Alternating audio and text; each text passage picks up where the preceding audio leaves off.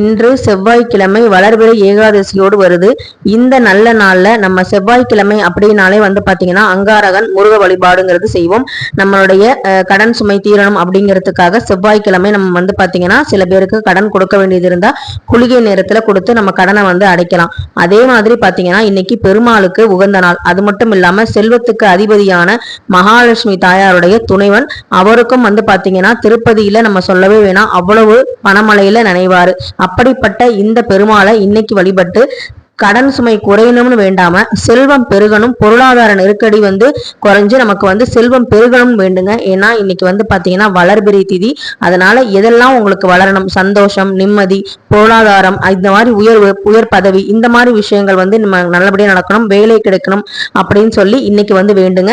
கஷ்டங்களை நினைச்சு குறையணும்னு சொல்லி வேண்டாதீங்க. வளர்பிறை திதியில பொதுவா எது உங்களுக்கு நல்லபடியா வளரணுமோ அதை நினைச்சு வேண்டுங்க. பெருமாள் நிச்சயமா அருள்